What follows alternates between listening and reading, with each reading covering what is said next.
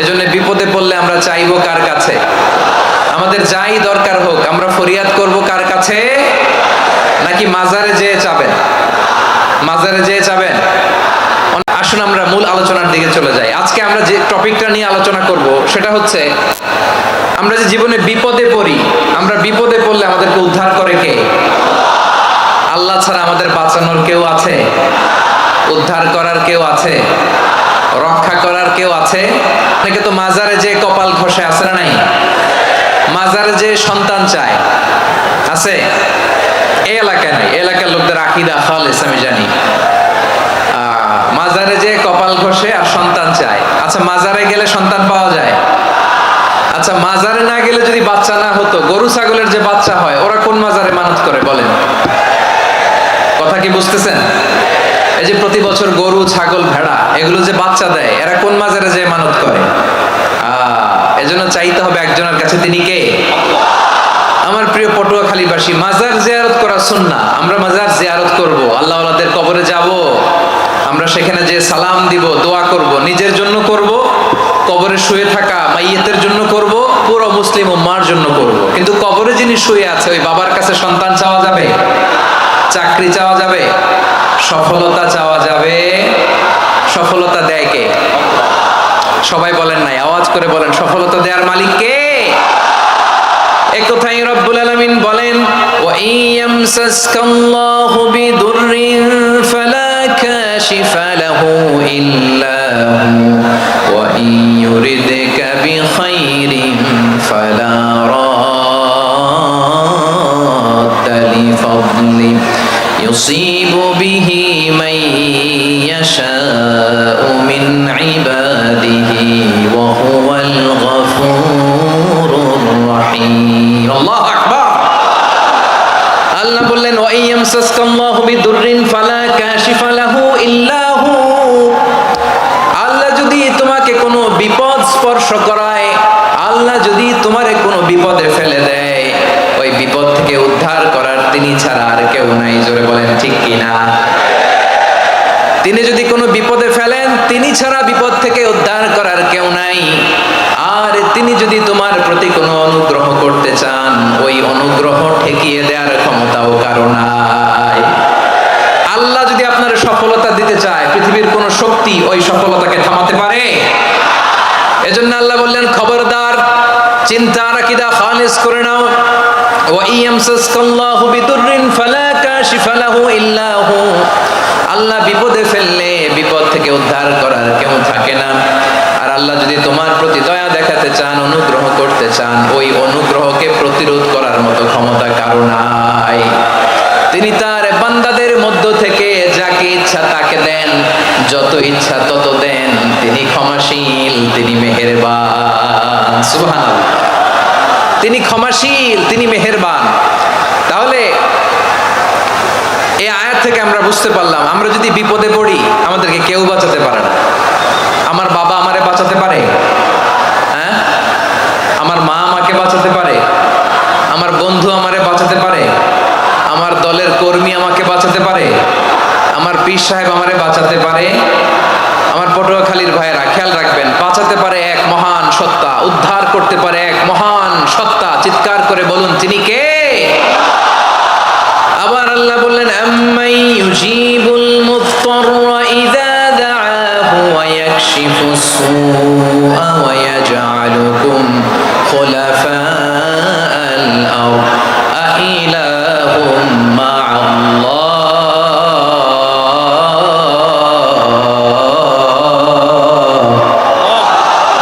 ক্বালিলাম মা তাযাক্কারুন। রব্বুল আলামিন বলেন, বিপদে পড়ে কাতর কণ্ঠে চিন্তাগ্রস্ত হয়ে যখন কেউ ফরিয়াদি হয়ে আল্লাহর ডাকে হাত তোলে, তখন এই ব্যক্তির ডাকে সাড়া দেয় কে? সবাই বলুন। কাতর কণ্ঠে বিপন্ন অবস্থায় আপনি যখন কেঁদে কেঁদে হাত তুলে আপনার দুঃখের কথা জানান, আপনি যখন ডাকেন তারে, তখন আপনার ডাকে সাড়া দেয় কে? আল্লাহ বলে, আমি সাড়া দেই। তোমাদের বিপদকে মুক্ত করে দেয় কে? ওই আল্লাহর সাথে কোন উপাস্য আছে নাকি? কিন্তু খুব অল্প সংখ্যক লোকই তোমরা উপদেশ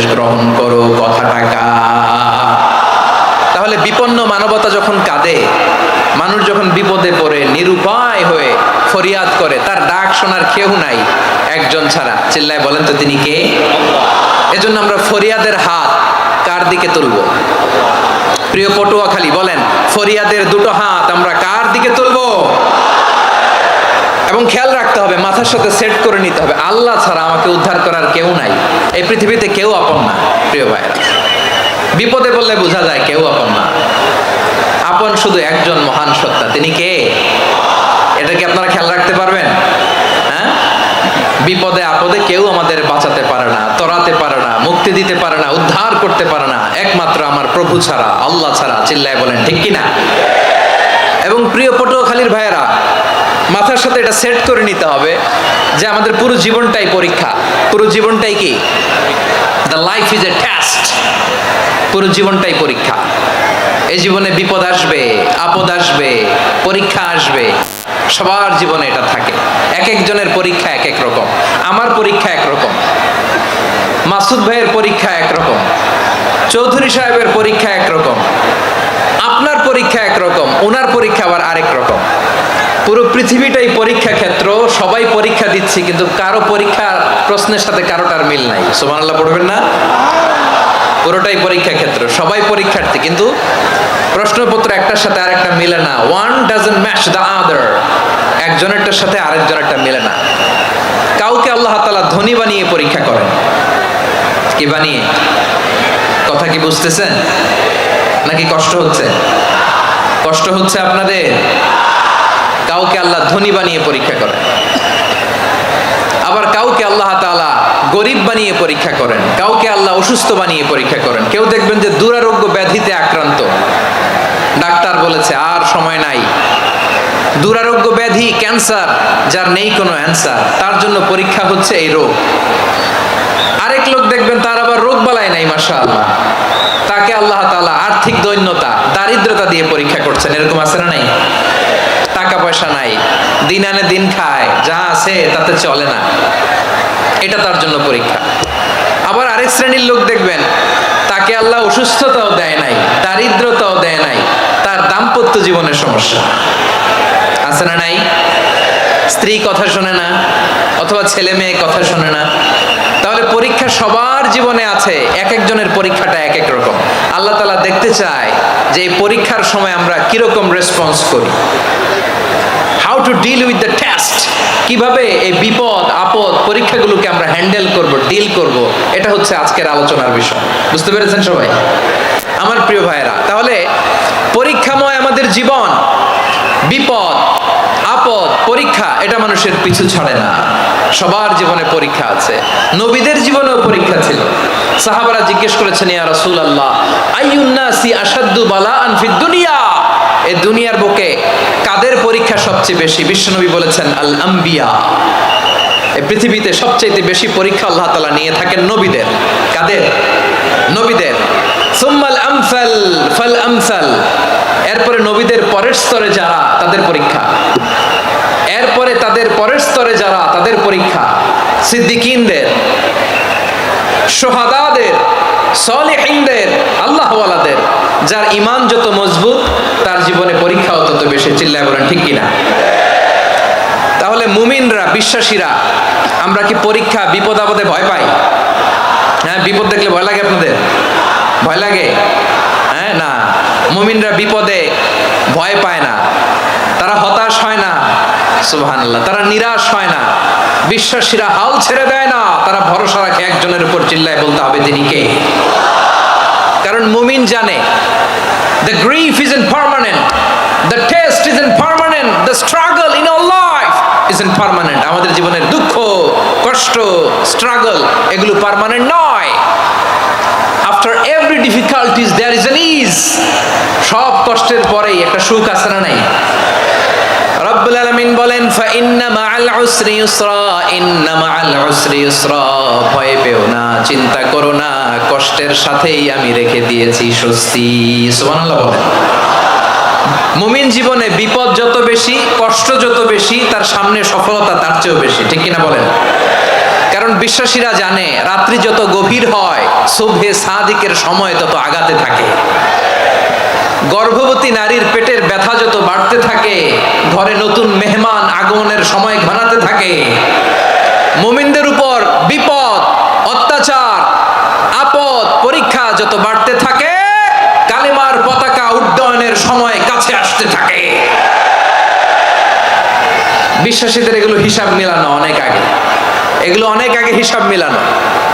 দুঃখের আধার শেষে সুখের আলো মিটি মিটি হাসে, চিল্লায় বলেন ঠিক কিনা? দুঃখের আধার শেষে আলোর প্রভাত হাসে, হতাশার কালো মেঘে যায় গো ভেসে, হতাশার কালো মেঘে যায় গো ভেসে। দুঃখের আধার শেষে আলোর প্রভাত হাসে, হতাশার কালো মেঘে যায় গো ভেসে, হতাশার কালো মেঘে যায় গো ভেসে। কোরআনে হতাশার কালো মেঘে যায় গো ভেসে। ঠিক কিনা বলেন? দুঃখ যত বেশি, পরীক্ষা যত বেশি, কষ্ট যত বেশি, সুখের সময় তত কাছাকাছি, চিল্লায় বলতে হবে ঠিক কিনা? এজন্য মুমিন জীবনে পরীক্ষা বেশি, মুমিনদের হতাশা নাই। মুমিনরা নিরাশ হয় না, হতাশ হয় কাফিররা।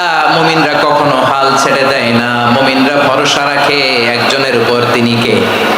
তাহলে আমার প্রিয় পটুয়াখালীবাসী, বিপদ থাকবে, পরীক্ষা থাকবে, এই বিপদ থেকে আমাদেরকে উদ্ধার করবেন একজন, তিনি কে? আমরা শুধু আল্লাহর উপরই ভরসা রাখবো। রাজি আছেন তো? চাইবো একজন সত্তার কাছে, আওয়াজ করে বলুন তিনি কে? একজন সত্তার কাছে চাইবে। বিশ্বনবী ওনার চাচাতো ভাই আব্দুল্লাহ ইবনে আব্বাস রাদিয়াল্লাহু তাআলা আনহুকে বললেন, ইয়া আব্দুল্লাহ ইবনুল আব্বাস, হে আব্দুল্লাহ ইবনে আব্বাস, ইযা সাআলতা ফাসআলিল্লাহ, যখন চাইবে আল্লাহর কাছে চাও। ও আব্দুল্লাহ, যখন চাইবা আল্লাহর কাছে চাও। ওয়া ইযা ইসতাআনতা ফাসতাইন বিল্লাহ, যখন সাহায্য চাইবা আল্লাহর কাছে ফরিয়াদ করো। জেনে রেখো ও আব্দুল্লাহ, ওয়া'লাম আন্নাল উম্মাতা লাউ ইজতামাআত আলা আন ইয়ানফাউকা বিশাইইন লাম ইয়ানফাউকা ইল্লা বিশাইইন ক্বাদ কাতাবাহু আল্লাহু লাক। ও আব্দুল্লাহ, জেনে রেখো, মনে রেখো, গোটা বিশ্বের সবাই মিলে যদি তোমার উপকার করতে চায়, ততটুকুই তারা করতে পারবে যতটুকু আল্লাহ তোমার নসিবে সেটা লিখে রেখেছে। ঠিক কিনা বলেন? আর যদি গোটা বিশ্বের সবাই মিলে তোমার বিরুদ্ধে কনস্পাইরেসি করে, ষড়যন্ত্র করে, গোটা বিশ্বের সবাই মিলেও যদি তোমার ক্ষতি করতে চায়, ততটুকুই শুধু পারবে যেটা আল্লাহ তোমার জন্য বরাদ্দ রেখেছে। যতটুকু আল্লাহ তাআলা তোমার জন্য বরাদ্দ রেখেছে অতটুকুই ক্ষতি করতে পারবে, আর এক চুল বেশিও করতে পারবে না, কমও করতে পারবে না। চিল্লায় বলেন ঠিক কিনা? এজন্য আমরা চাইবো কার কাছে? সবাই বলেন নাই, আওয়াজ করে বলেন কার কাছে? সব সময় আমরা আল্লাহর কাছে চাইবো, বিপদে আপদে, সুখে দুঃখে, সচ্ছল অবস্থায় অসচ্ছল অবস্থায়, পরাজয়ের সময় বিজয়ের সময়, সব সময় আমরা ভরসা রাখবো কার উপর? সবাই বলুন। একদল লোক আছে যারা বিপদে পড়লে আল্লাহরে ডাকে, আছে না নাই? পটুয়াখালীতে মাশাআল্লাহ নাই। বিপদ আসলে আল্লাহরে ডাকে, বিপদ নাই আল্লাহও নাই। বিপদে পড়লে নামাজ পড়ে, বিপদও নাই নামাজও নাই। বিপদে পড়লে জিকির করে, বিপদ যখন চলে যায় ওদের জিকিরও বন্ধ হয়ে যায়। এরকম আছে না নাই? কিছু লোক দেখবেন পরীক্ষা আসলে নামাজ পড়ে, আছে আছে। জেনজি আওয়াজ করো, এরকম আছে? এই কমন পড়ে গেছে, কমন পড়ছে। দেখবেন পরীক্ষার সময় নামাজ পড়ে, পরীক্ষাও নাই নামাজও আছে। এরকম কিছু লোক আছে অসুস্থ হলে আল্লাহরে বড্ড ভালোবাসে, আল্লাহরে খুব ডাকে। অসুস্থ হইলে অসুস্থতাও নাই, আল্লাহ স্মরণও নাই। দেখবেন কিছু লোক নির্বাচন আসলে খুব আল্লাহওয়ালা হয়ে যায়, তখন দেখবেন মাথার মধ্যে হেজাব লাগায়, পাঞ্জাবি লাগায়, আল্লাহওয়ালা হয়ে যায়। নির্বাচনও নাই, এরপরে আল্লাহর কথাও নাই। আছে না নাই? না, এরকম হওয়া যাবে না। সব সময় আমরা আল্লাহরে ডাকবো, বিপদে আপদে সব সময় ভরসা রাখবো আমরা একজনের উপর। আওয়াজ করে বলেন তিনি কে? এ কথাই আল্লাহ তাআলা আমাদের চোখে আঙ্গুল দিয়ে জানিয়ে দিলেন, ফাইদা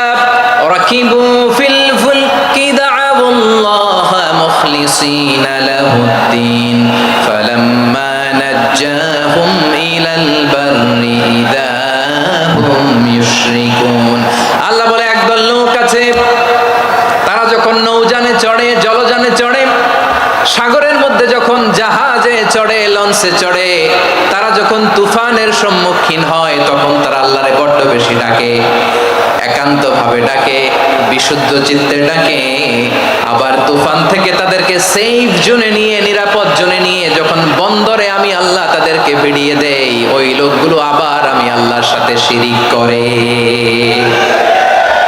এরকম আছে না নাই জাহাজে উঠছে সাগরের মাঝখানে তুফান ওই সময় দেখবেন আল্লাহ কারে কয় এই কথা তো আপনাদেরকে বোঝানো সহজ আপনারা তো নদীর দেশের মানুষ লঞ্চে চড়েন নাই কারা কারা দেখি লঞ্চে চড়ছেন হ্যাঁ